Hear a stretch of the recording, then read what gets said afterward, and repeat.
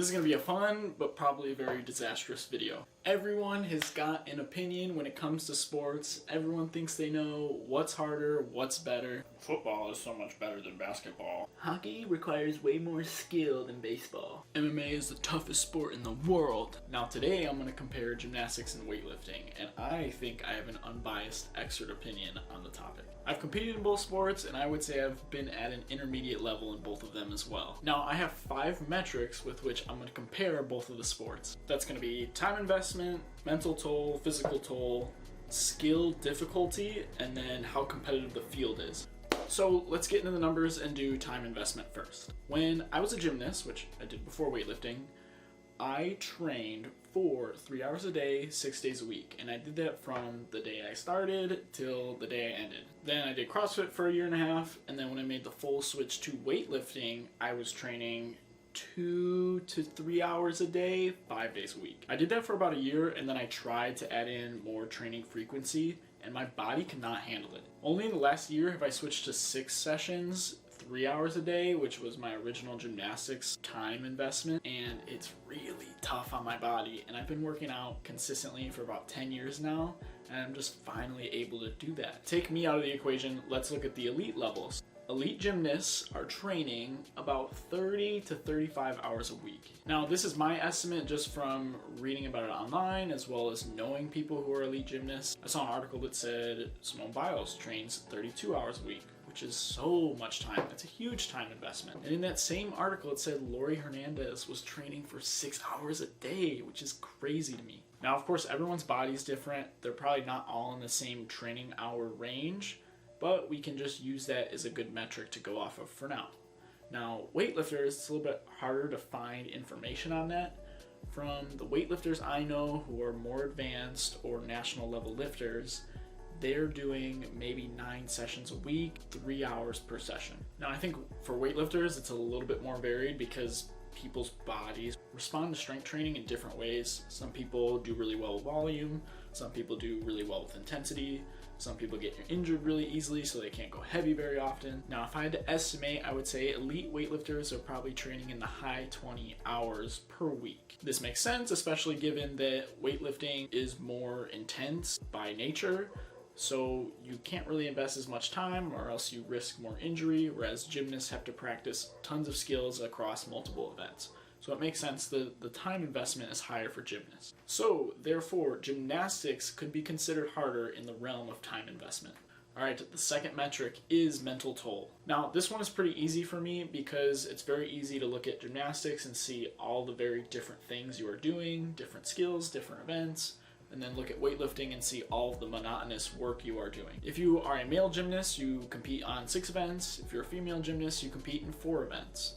If you're a weightlifter, you do 2 lifts, you get 3 attempts at them, boom, you're done with competition. So trying to put all of my time investment in making those 2 lifts nearly perfect is hard to do in the sense that you only have a limited amount of exercises you can do that are truly benefiting your Olympic lifts. I snatch, I clean and jerk, I squat, I pull, I deadlift, and then I do some bodybuilding stuff and maybe conditioning if I really want to. Now, what does the less variance in training really mean?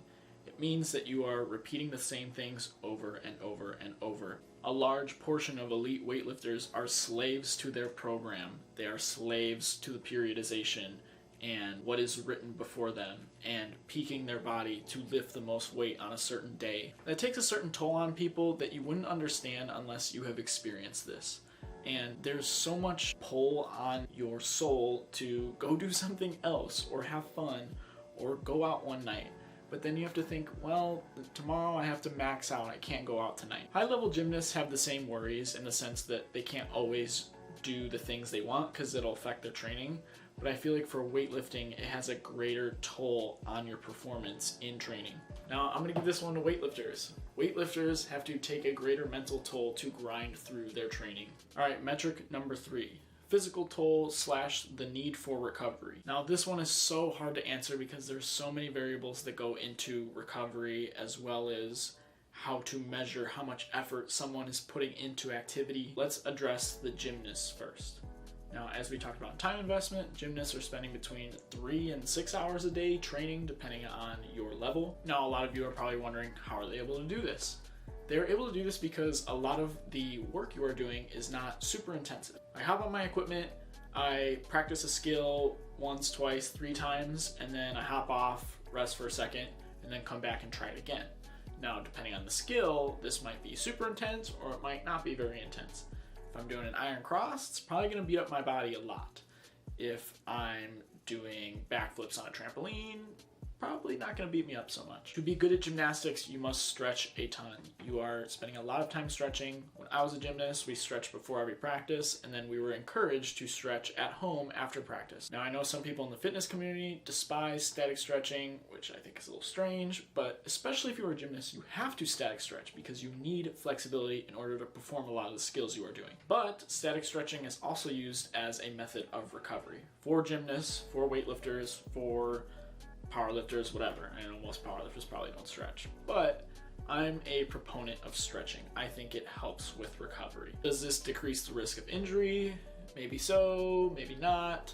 But I will say that as a gymnast, you risk big injury. If you are trying to perform a huge skill, like a release move on the high bar, you are risking your life in a sense. Weightlifters, on the other hand, must deal with a ton of non-contact specific injuries. That includes tendinitis, wrist pain, elbow pain, knee pain, hip pain, whatever, muscle strains. You have it all, and a lot of weightlifters walk around in pain all day. Injury is a harsh reality for a lot of weightlifters, and most of them just grind through it and continue training. I remember reading this old Catalyst Athletics article, and I think it was written by Matt Foreman, and he mentioned living with someone who was a successful weightlifter who would wake up in the middle of the night and crawl to the bathroom to pee, and they were still successful, but they were just in so much pain that they had to crawl to the bathroom. Now, obviously, that's not the case for every weightlifter, but aside from that, weightlifters have to spend a lot of time recovering. And that doesn't mean gymnasts don't have to. But for weightlifters, it's a different story, because if you don't put that time into recovery, if you get some bad tendinitis, you might have to take weeks off from training, or months, or years. I definitely know more weightlifters who experience more injury and have to focus on recovery more than I know gymnasts who do the same thing. So I'm going to give this one to weightlifters. Weightlifters take a greater physical toll than gymnasts, in my opinion. All right, 2 more categories. My 4th one is skill-specific difficulty. This one is super easy. Weightlifting, I have to learn the snatch and the clean and jerk, and I have to master them. And yes, it takes years and years to truly master them, but it doesn't take long to be adept at them. Then you kind of have to rely on your strength training to build those lifts even further. Gymnasts, on the other hand, have to learn hundreds of skills. When you start as a child doing gymnastics, you are learning the basics, right?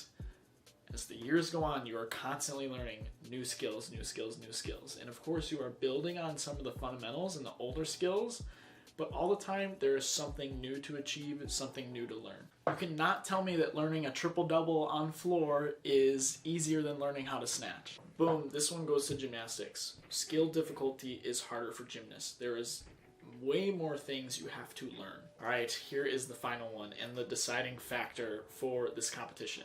And that is the competitive field for both sports. What do I mean by that? How many people are in the competitive field for this sport versus this sport? How many people have been doing this sport their entire life versus this sport? I remember reading this article online. I think it was an interview with Phil Andrews, who is the president of USA Weightlifting. And if I recall correctly, I'm going to try and find it. If I recall correctly, he said that USA Weightlifting's participation is way below USA Gymnastics participation. Now, I could be wrong. I'm going to try and find the article again just to be sure. But I can say without a doubt that when you are competing in weightlifting, it is way easier for you to get towards the top 10% versus when you are competing in gymnastics trying to get to the top 10%. Why is that? A lot of that has to do with sport exposure. Weightlifting hasn't had enough time to really grow since CrossFit threw it into the forefront, as well as the fact that a lot of gymnasts start when they are children. A lot of them start when they're 3 years old even. Now I believe that's going to change over time, and I think more weightlifter parents are going to have their kids become weightlifters. But for the time being, gymnasts totally have more exposure and more time to develop in the sport. We can get into comparisons between men and women, but I am talking about overall in general. That means gymnastics takes it in terms of the competitive field, which means that gymnastics, by my metrics and by my opinion, is the harder sport. Please don't come for me in the comments. Please don't come for my life. This is just based on the metrics I picked. Maybe a lot of you think weightlifting is harder. I don't care. It doesn't really matter. It doesn't matter which sport is harder or which sport is better, but I did think this would be an interesting video to cover and give you some different perspectives on both sports. Thank you guys for watching the video. I hope it was entertaining or at least interesting, and I hope you learned something. If you want to see more content like this, subscribe to my channel and like the video if you enjoyed it. I'll see you guys in the next one.